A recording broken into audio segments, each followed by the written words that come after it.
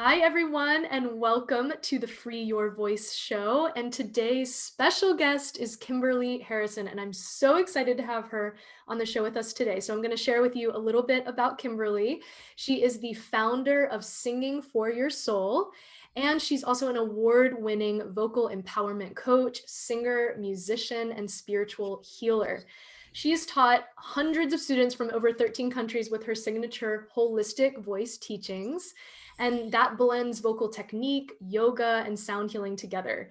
And Kimberly believes that reclaiming our voice is not only healing, it's essential to our well-being and a brighter future for humanity. And I'm so excited to dive into that topic a little bit more in this interview. So, Singing for Your Soul has been recognized as a 5-time winner of Best Performing Arts Business and Best Voice Lessons in Santa Monica, California. And it's been featured in collaboration with the Yoga Journal. And finally, Kimberly is also a member of the National Association of Teachers of Singing and the Sound Healers Association. So I love reading your bio, Kimberly, because I'm so inspired by you and I'm so excited to have you on the show. Thank you for joining us today. It's such a privilege. Thank you, Rush, for having me, and thanks for reading that. And I'm so excited to be here. I'm really grateful for what you're doing. You're really spreading an important message. Oh, thank you so much. Yeah, it's been an incredible journey so far. And I just know that we have so much beautiful things to talk about today and share with the listeners. So really my first question, Kimberly, if you could share with us a little bit about your personal journey, because I know it probably hasn't been so simple in finding this bridge Yeah. between voice work and vocal technique and your work as a teacher, also a performer. And I know that you have a really beautiful background in performing arts, and then sound healing and transformation and spiritual healing. And it's so beautiful how you've brought all these together in your work that you do. So yeah, can you share with us just a little bit about your personal journey with that and finding those connections? Yeah. Do we have 5 days? Oh my Uh, God, no. I will try to put it in a nutshell, but yeah, it has been a long journey. And um, I love sharing the story because it's pretty funny that my mom went into labor with me at a concert and I was kicking really hard and broke her water. So I actually came into the world, into a musical family, and like was literally birthed during music. So I've always known it's been my path, but I didn't always know what that path was going to look like. And that was a big part of the journey, because it wasn't traditional. And so I had all these traditional models to look at, and I didn't fit any of them. And so it took a long time for me to, number one, be brave enough to step off the beaten path. And then number two, to trust my inner voice, which is a huge part of what I am so passionate about working with people on, is trusting their inner voice, because that's what guided me to now living an incredible life. And it was literally these little whispers that would just be like, hey, what about this, and I had to start listening to them. But I grew up in, my mom's side of the family was very musical. I spent a lot of time at my grandparents' house. My grandma would bring out stacks of music. She literally had a closet and a bedroom full of music. And she would pick out her favorite songs from back in the day and pull out a stack and put it on the piano and ask me to sing. And so I learned how to sight read because I would just read through all these songs with her as she played the piano. And my grandpa played solitaire and would shout, "That was a great high note, go!" And then he'd get up and teach me to dance. He played trumpet, and he was sort of like Louis Armstrong and a white man. So Wow. he would scat sing. He had that gravelly voice. He was the life of the party. So my grandparents had this traveling Dixieland jazz band, and they played out. My grandmother made beautiful costumes for herself, and she was gorgeous, and she just would go out and she'd dress like a flapper, and they were amazing. So I grew up with that and knowing that I loved music, and I did music all through high school. But the dark side of all this is that I was starting to have more and more anxiety, and it spiraled into me having really bad, I would call them panic attacks, while I was performing. And so by the time, I mean, honestly, this was happening in middle school and through high school, and it was just it sort of spiraled on itself. Like I got scared of being scared, and then it just became this spiral. And then I went to college, and I had grown up in a small town, and I had not had any formal music training other than school and playing piano and things like that. So I was really intimidated to go to the East Coast and be studying music, and everybody knew more than I did. And so it just became this spiral. So I was having these panic attacks. I had some pretty big opportunities early on for performing that I ultimately ended up turning down because I just didn't feel like I had a grip on my voice, and so that turned into me taking this other path. And it was difficult. I gave up performing, I gave up teaching, which means I gave up my livelihood. And it's a long story. But I, during that time, started recognizing that, first of all, I'd gone into music because it was beautiful and I knew it was healing. And I ended up in this profession where my voice was under a microscope and it was causing me a lot of angst. And, I would feel dizzy. I would feel like I was going to pass out. I couldn't see straight. I would be performing in front of hundreds of people and just like a deer in the headlights. Like I had no control over my body. And so it was this narrative that felt like my body had betrayed me. It was getting in the way of me living my dreams, right? And being a singer. So there was a lot to work through there.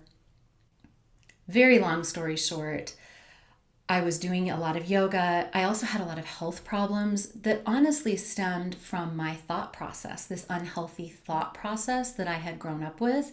And it was leading to, really difficult PMS and menstrual symptoms and really bad cystic acne. And that's not fun to perform with when you're broken out. And so that was another thing on top of it.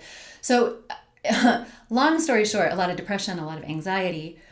And I just very slowly started connecting the dots between yoga and meditation and breath work and sounding. And it was this long, slow exploration. And 20 years later, I feel like a different person. Long story short. Gosh, wow. Thank you for so vulnerably and transparently sharing that process, because I know that the way that you shared is so empowered and inspiring, because I know so many people go through times like that. Yeah. Um, Yeah. really, and so to know that you were able to transform using these tools, and then now that you teach this to other people as well and empower them, that's a really incredible story. And also, I loved really what you were saying about how it's like, yes, you were performing and you like learned in school, and there's so many wonderful things about that. And at the same time, it sounds like you really found or tapped into, like, why though? What is actually drawing me to music? What is the Yeah. root of Yeah. that and the source of that? And finding that truth Mhm. within. Yeah. And so I would love to know about how that has now informed the way that you teach, because I know that you're using a holistic voice, like your signature modality, and that's distinct from traditional voice teaching. Mhm. And can you share with us a little bit about that and what that looks like? You have another 5 days. Yeah. I know this interview could go for I hours and hours. know. You're doing a There's so great much. job making it into nutshells for people. Thank you. No easy task there. No, it's not, as you know. Um, Yeah, so I was studying. I did go on to study, and I got my master's in vocal performance. I had my bachelor's and my master's. And the funny thing is that when I came out of the master's program, actually the same thing with the bachelor's program, when I came out of this formalized academia training, I had all these credentials, but my voice was worse off than it had ever been. I was a nervous wreck. I, I spent the next 5 to 10 years actually unwinding what got wound tighter than the tightest spring ever. I was just a nervous wreck. And what I really break it down to is that, especially in the West, I can speak mostly to the West because I grew up in the West, I live here, but when I compare Western philosophy and Eastern philosophy, there is a lot of wisdom in the Eastern philosophies that really were what allowed me to start unwinding all of this. The practice of presence, the practice of being in your body, following your breath, that eventually led me to experiencing sound healing as a modality, which we can talk about. But the way that I would really break it down is that I was singing to impress rather than express, right? That was the crux of the problem, is that I wasn't in my body feeling things. I was looking at my teachers' faces. Did the teachers like what I just did? Did I do it right? Was the audience happy? Did I just make everybody's life transcendent because I made the most perfect sound ever? And by the time I put all that pressure on myself, I couldn't do anything well. Right? So it's this idea that's woven into Western society that we're all trying to impress each other, right? Do I sound good? Do I look good? Am I perfect? Do I have this impressive, amazing life? Am I successful? All of that stuff was really what was blocking my experience of the wholesomeness of what music really is, right? And so singing to express to me means that we are expressing ourselves, we're engaging with authenticity, and we're also engaging with the experience, like the physical and energetic experience of what it feels like to make sound. And when we make that little shift, so much starts to fall away. So many of those blocks that we have built up emotionally. And when you think about how most of us grow up, we grow up with this pressure to sound good, look good, be successful, blah, blah, blah, blah, blah, conform. And also we're told multiple times not to be heard, right? Like, be quiet, no, don't do that, shh. Right? So we have all these layers. On top of it, many people are told not to sing, right? They try out for choir and the teacher says, just mouth the words, or a friend says something mean, and then people live the rest of their lives afraid to sing or make sound or be heard or speak in public. And so I suffered from those very things, and that's why I'm passionate about now assisting us in unwinding all of that non-necessity. Oh my gosh.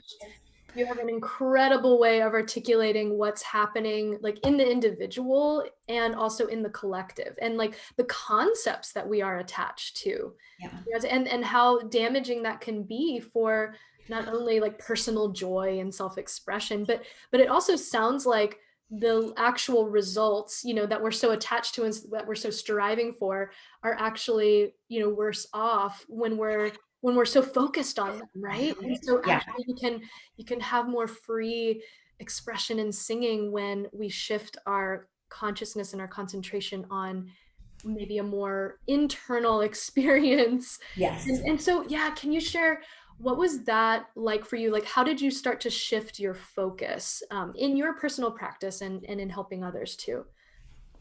So I moved to LA to work with a voice teacher, and we actually hardly ever sang. I think he knew how terrified and like messed up I was around my voice.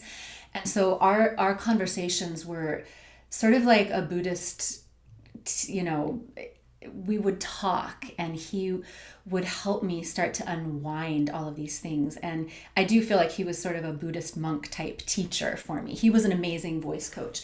And so he would say little tiny things like, well, did you notice that when you make, a Z sound that you'll feel a buzz across the bridge of your nose? And I was like, no, I never felt that. Like I've been so concerned. My focus has been so externally based that I wasn't experiencing that. And so little tiny pebbles that he would drop in the pond would ripple out and create these big effects in my life, because then I'd go explore sound in these new ways. And so it was around the time I was working with him, and I remember sitting in my car and I was listening to music. I feel like I was parked somewhere waiting for something to happen. And I had this huge epiphany that I was feeling the sound with my whole body. It wasn't just my ears that were hearing it. I could feel it, and I was getting these waves of energy that I had been completely dismissing and unaware of, that I'd been feeling my whole life, right? But I had never paid attention. And so I just had this huge awakening. And I would say that's one of my biggest epiphanies, is when I realized that sound was interfacing with my body, all of my body, the tissues, the bones, the cells, the organs, my energy field, all of that was interplaying with music. And I also around that time started a sound healing practice, or a sound meditation practice, which is where I would just sit and listen to the sounds around me. And that took me to some really transcendent, incredible places. Can I tell you one story? Oh, please share. Time for that? So I was living in Topanga Canyon at the time, and I went for a morning meditation walk. And for those who know Topanga Canyon, it's outside of Los Angeles. It's in the mountains, and when you get up to the top, you can see the ocean, you can see LA, you can see this beautiful valley down below, you can see Malibu. It's amazing. So I was walking one morning, and it had rained the night before, and there were raindrops and dewdrops everywhere, and it was glistening, and I got into this really meditative state where I was really listening to everything I could hear: the sound of my footsteps, the sound of my body moving, my heart, my breath, the birds, whatever I could hear around me. And I remember getting up to the top, and a car alarm went off. And you know the reaction you tend to have to a car alarm, right? It just, like, your whole body gets jarred, right? Well, what was so amazing is I was in this flow state, and they actually have found that our hearts actually know things in advance. They've done really interesting studies on that, and the heart will respond before something happens emotionally. And I feel like this is what happened. I was so much in tune that when that car alarm went off, it was like my body and my energy field knew it was coming, and they just took it. And so I just flowed with it, and not one atom of my being jerked.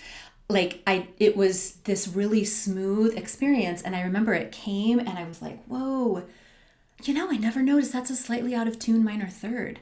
Cool.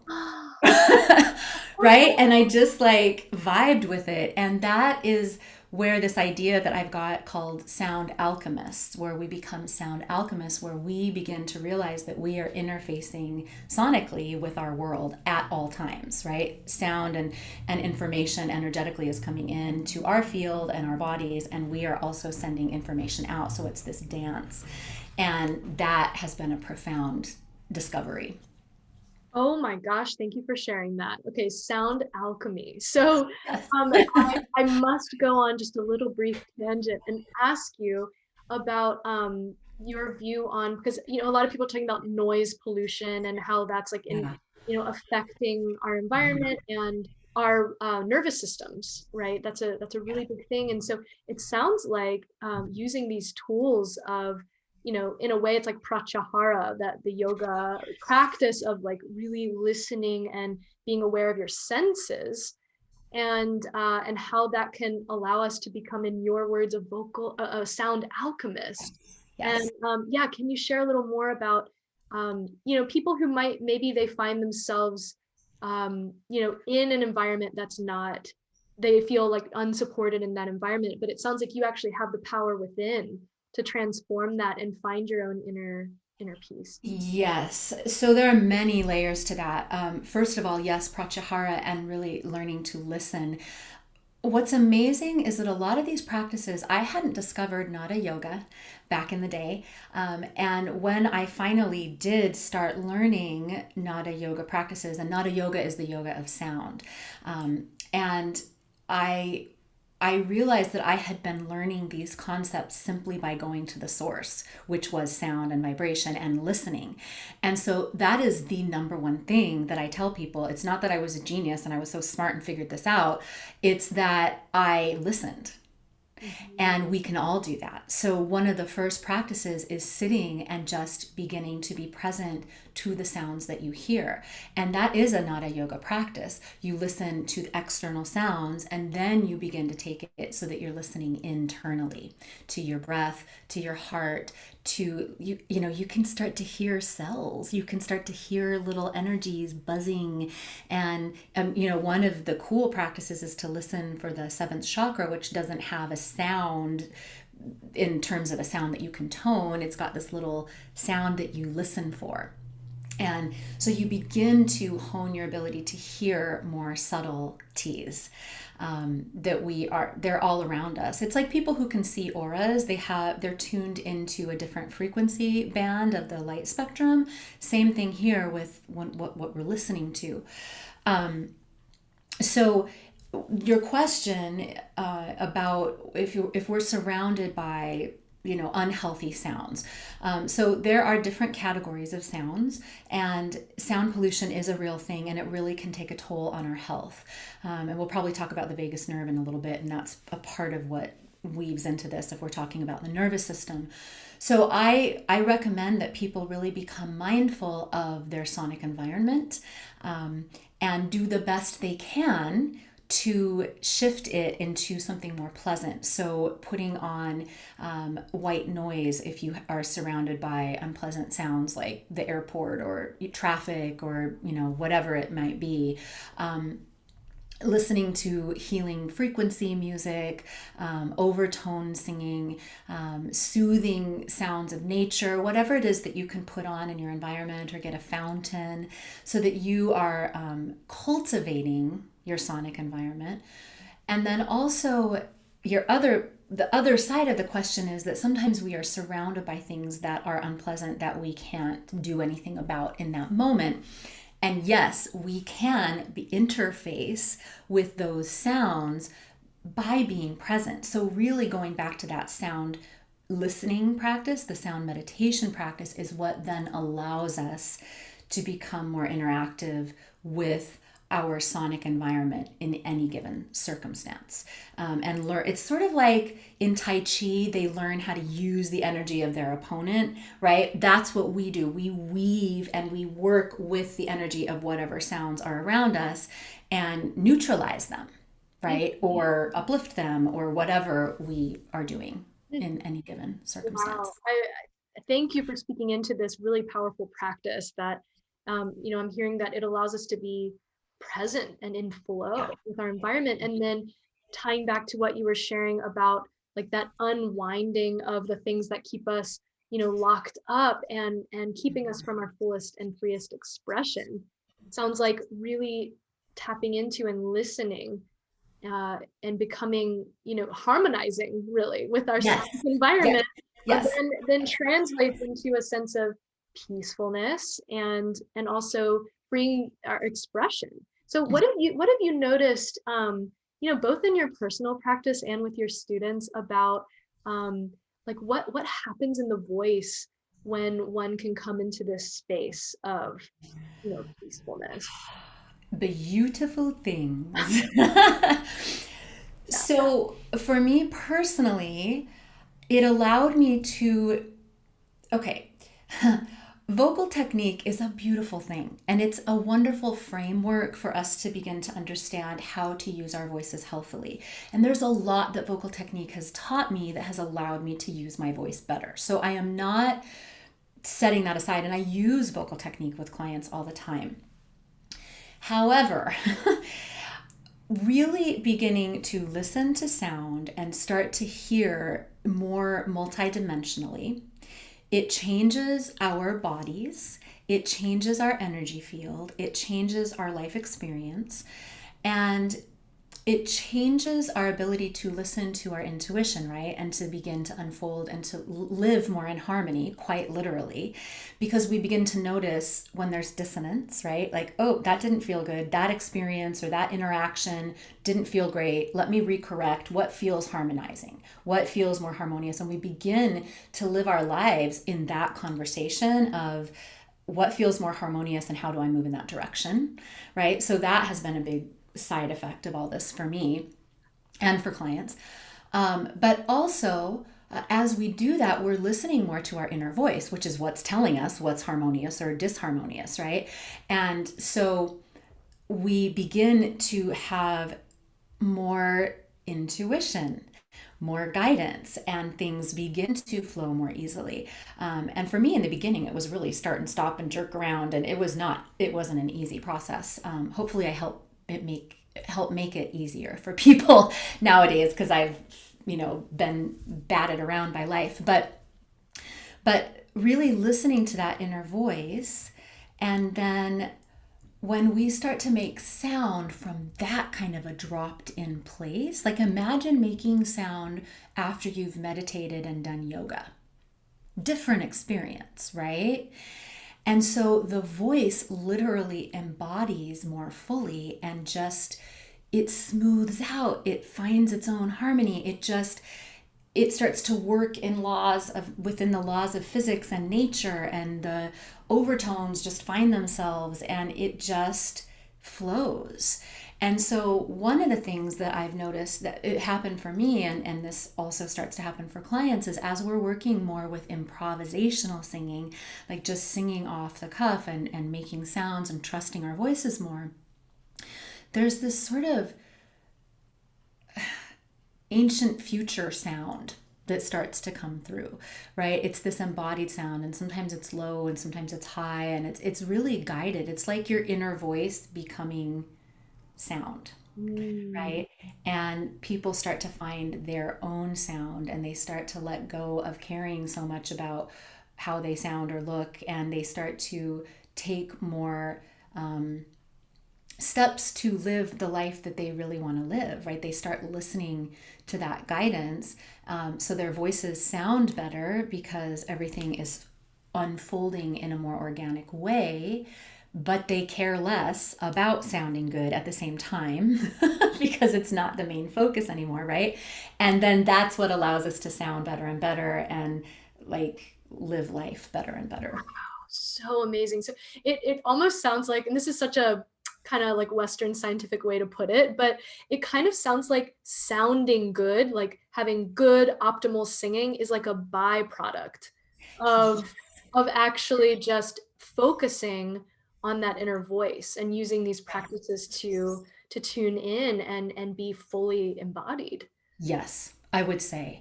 And it's not that you're just gonna, suddenly one day after doing this for 2 days in a row or something, have this amazing sound emanate. But it's a process. And when we focus more on the journey, literally, like the journey versus the destination, right? It's the journey, it's the experience of feeling sound in your body. Where did that resonate? Could you feel that in your belly? Could you feel that in your pelvic bones? How deep did you feel that? And you start to really understand your body as a resonating chamber through the practices that we're talking about. And yes. Yeah, I also love what you were saying about it's not just about singing. Also, it's like self-knowing and really listening to that inner voice and letting it guide us. And you were talking about, and you alluded to how it translates into everyday life. It's like, well, what about my soul purpose? Where is my inner voice leading me there? Or what about this conversation that I need to have? Or what about this video that I want to create and share my truth with the world, or whatever it looks like? So do you notice that in your clients that they're having those awakenings just through this vocal practice? Yes. Yes.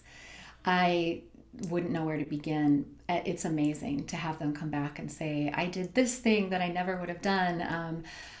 I mean, I'm thinking of a doctor that I worked with who was, I think she was from Brazil or some other country in that part of the world, and she was interviewing for positions, and she was really nervous because she had an accent and it's high pressure. And I think we worked together once. Honestly, I think I met with her once. She just wanted a little bit of like hand holding and help. And we basically had a conversation similar to what we're having. I mean, I applied it to what she was doing, and we looked at it from a bigger point of view, more cosmically, as in this is an interaction between your souls and the interviewers, right? And and helping her let go of the outcome and trust that her soul was guiding her on the path.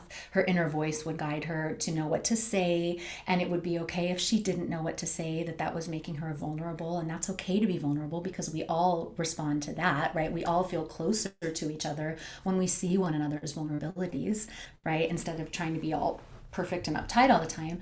So we had that kind of conversation, and she got it. She had amazing interviews and messaged me back like a month later and said, this happened, this happened, this happened. I'm doing this incredible thing. Like, it was that fast. Sometimes just giving ourselves permission that fast. So yeah, I mean, I have clients who have started bands and are out performing now and have never sung until their 40s, and have gotten like a lot of press and, things like that. I have people who've gone on to perform or who just talk about their daily lives, like work life, being able to communicate more fully.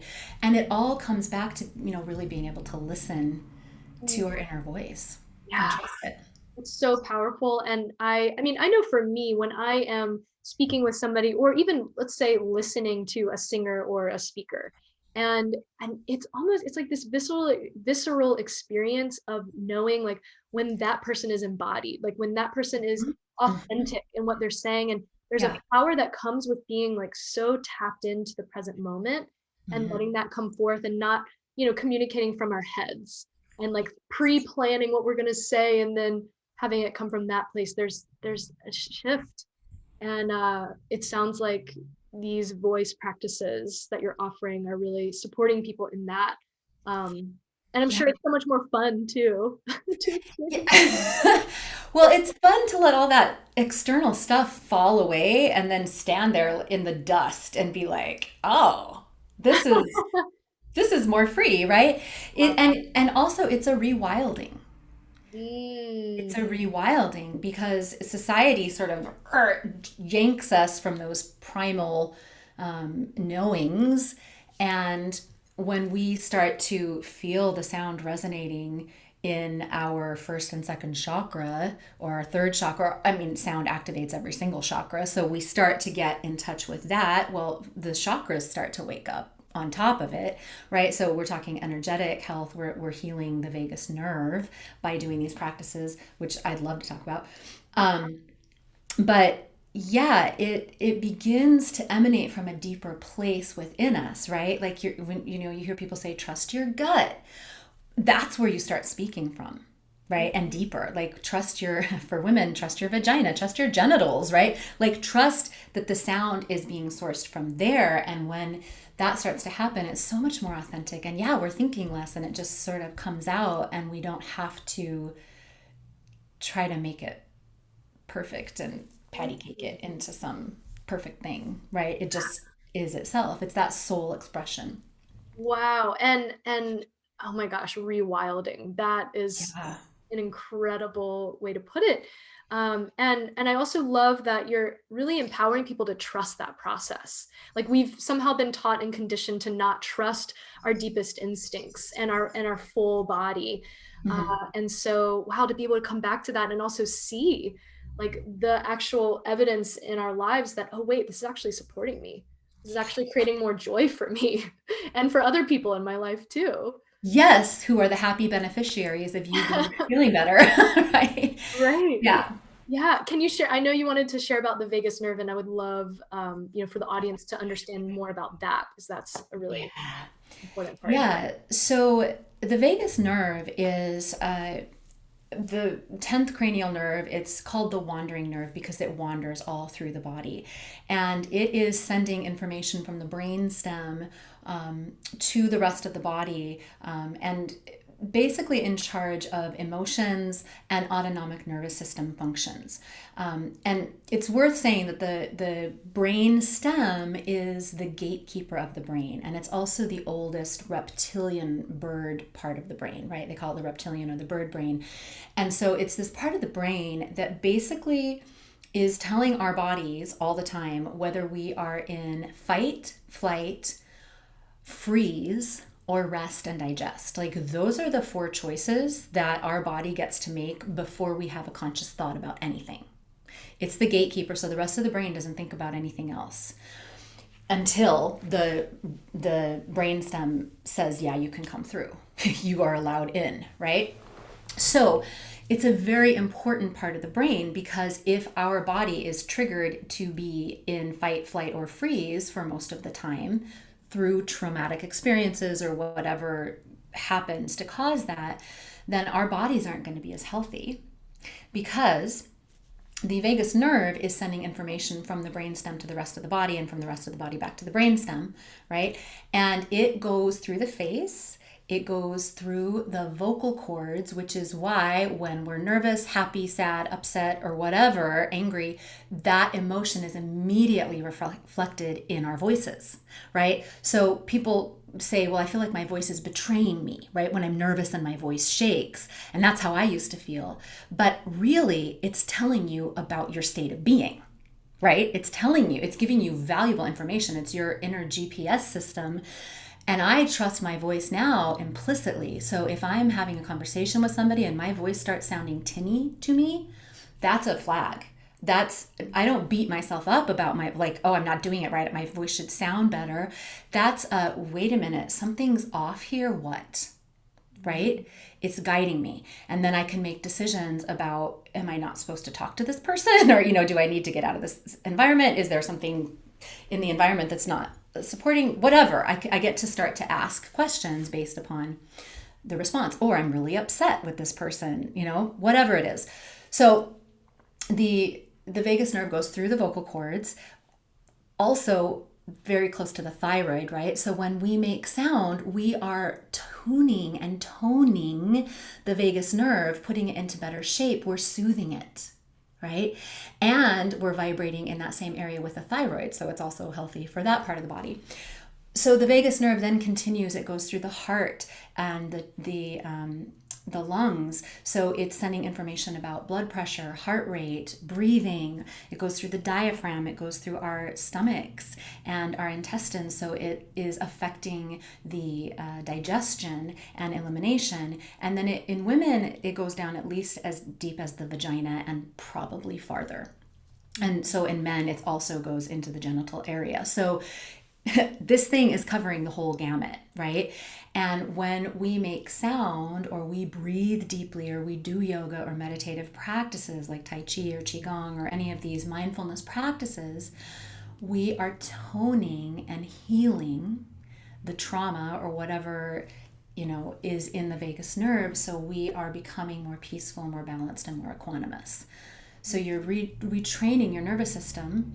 And I feel like I have a different nervous system than I did when I was young. I've really honestly retrained it. I wish that they had hooked me up at the beginning of this journey and studied the process, because I am so much less triggered. I am so much more peaceful. I am so much happier. It's just my natural set point now.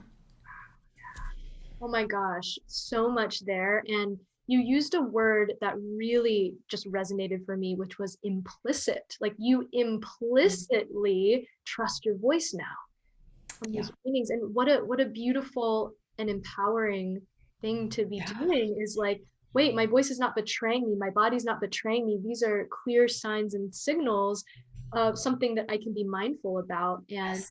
like the voice is leading me in my Yes. life, and it's like a Yes. diagnostic tool in a lot of ways. Yes. How am I Yeah. doing? Like what are my needs? How can I nurture and nourish myself?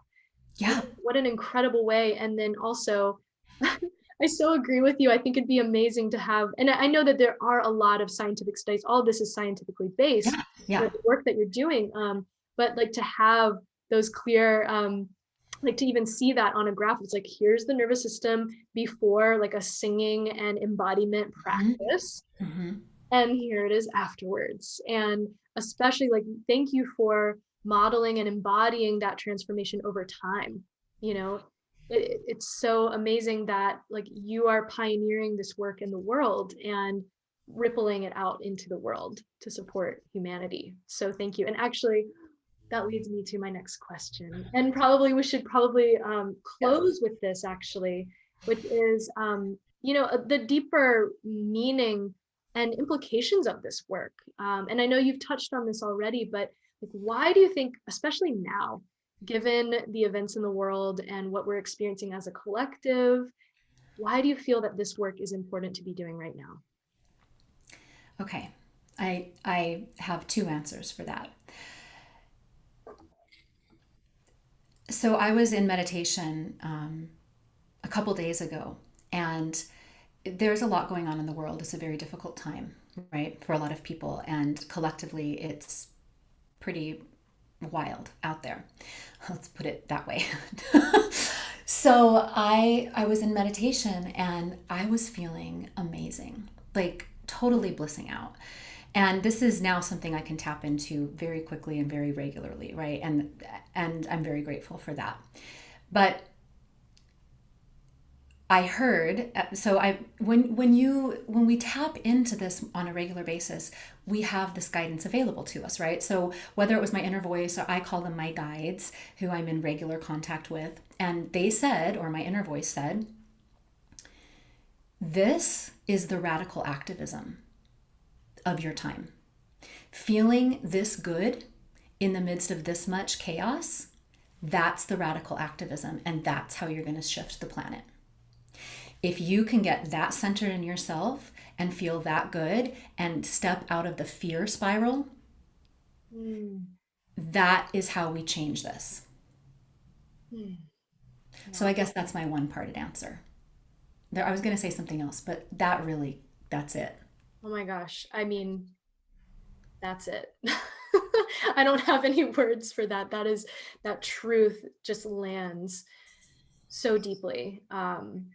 Yeah, it's very clear that, when it comes to consciousness and the more people, it's so clear, the more people that are feeling really good, the less fear there is in the world. It's actually very logical. Yeah, it really is.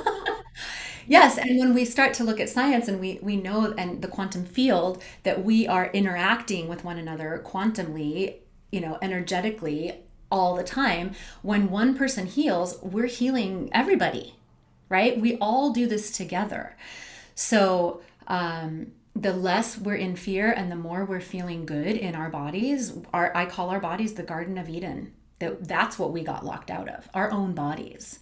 And so when we can step back in to that garden and feel good in ourselves, no matter what's going on in the world, we ripple that out.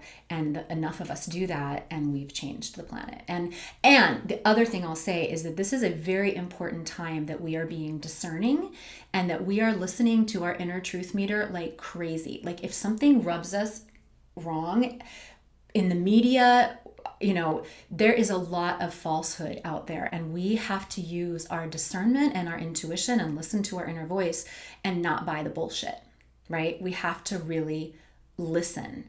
So we have to feel good and we got to listen and be like, nope, not taking that on today, right? Mm, powerful. Yeah, and it's so perfect because that's the other side of the throat chakra. Like one side, of course, is the expressing and the sharing and Mm-hmm. communicating truth, and the other side is listening, and that Yes. deep, Yes. deep listening. Mm-hmm. Wow. So yeah, it's very clear how cultivating, like using these practices, cultivating, trusting your inner voice, and it's how wonderful that it's so joyful and fun to do these practices, like to feel Yeah. vibration in your body and come home to Mm-hmm. yourself and release any of the trauma and the things that are, holding us back from experiencing joy. Yeah. Come back home. It's Yeah. like how amazing that we have these tools. And Mm-hmm. and I also love that they're ancient tools, but Yeah. also now we're using them in this modern landscape Mm-hmm. in a new Mm-hmm. way. Yes. Yeah, yeah. Wow. So I mean, we could probably talk for hours and hours and hours about this. But I know that you have generously offered a free gift for the audience listening here to help support them in furthering the process. And that's your free voice class. And it's called Sound Better and Feel Shinier Now. And I love that title. Can you share a little more about your class? Yes. So, wow, it was a tricky one to put together because I do so many different things, right? And so it was for a large audience. A lot of different kinds of people come to my website, and I want to be spreading good information, whether people can afford to work with me or not. Or, so I put this class together. It's a 3-part class, 3 videos, and when you sign up for the mailing list, you'll get the videos. And It's an hour total, and I cover a bunch of different things in the class, from some very gentle vocal technique. I teach a toning practice, which is amazing for the vagus nerve and for healing trauma, and feeling more embodied and just like feeling more joyful, Yeah. less anxious, more peaceful. And I talk about a lot. I mean, it's an hour long class, so there's a lot in there that I share. And one of the classes is movement. So we're doing some yoga and stretching practices to help open the body and center and ground. So, yeah, I'd be delighted for people to check that out. And I'm coming out with my first online training program soon-ish. It's a lot of work, turns out, a lot of pieces to put together. It's going to be a three-tiered program, and I'm coming out with the first tier, which is mostly the vocal technique, but from a really embodied kind of place. So that's coming out probably by the spring at Oh, least.